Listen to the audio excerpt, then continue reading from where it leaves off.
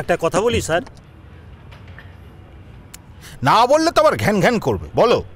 না মানে বলছিলাম, আপনি যে এইভাবে চম্পাকে সুন্দর করে ক্লিন চিট দিয়ে দিলেন, এটা কি ভালো করলেন বলুন তো? ছুপা রুস্তাম স্যার। হ্যাঁ, নইলে ভাবুন থাকে বস্তিতে আর কত বড় বড় লোকেদের সঙ্গে ওঠা বসা। এদের না জানবেন মুখে এক আর পেটে আর এক। তুমি ওর পেট দেখেছো?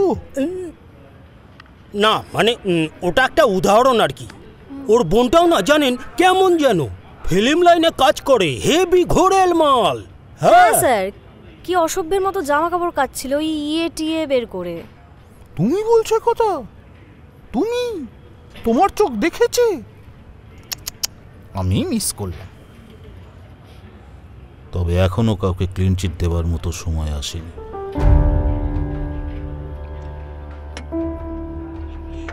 এবার প্রত্যুষা। এখানে আসবে না মানে? কে আছে এখানে? ফাঁকা ফ্ল্যাট। বাবু একা থাকতেন তো।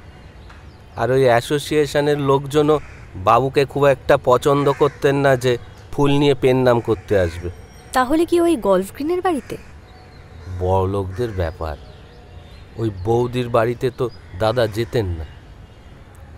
নিখিলেশ বাবু এসেছেন তো, মনে হয় হাসপাতাল থেকে সোজা শ্মশানে নিয়ে যাবে। পলাশ, হ্যাঁ কুইক কেওড়া তলা চল।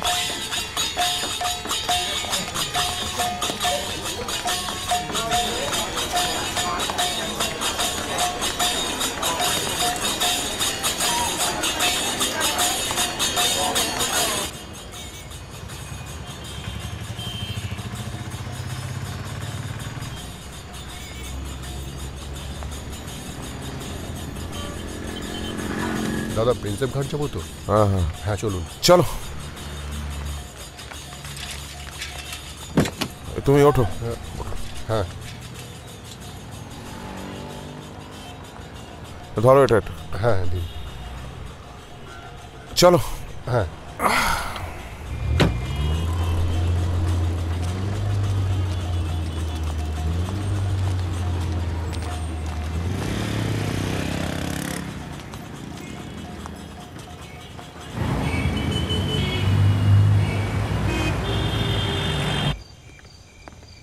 এই দাঁড়ান দাঁড়ান, কোথায় যাচ্ছেন? আমি প্রত্যুষা ম্যাডামের সঙ্গে দেখা হবে করব। না, ব্যস্ত আছে, পড়াশোনা পড়াশোনা। আরে উনিও আমাকে আসতে বলেছেন। উনি আসতে বলেছেন? হ্যাঁ।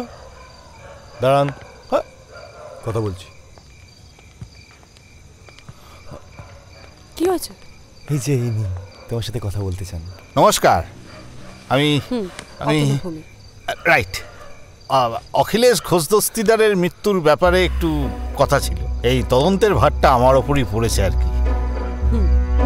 এখানে তো কথা বলার জায়গা নয়। আমরা সামনে একটা কফি শপ আছে, ওখানে বসে কথা বলি। এ কি করে যাবো? আমাদের তো বার্নিং ঘাটে যাওয়ার কথা না? মুড চেঞ্জ এক্ষুনি যাবো না। না,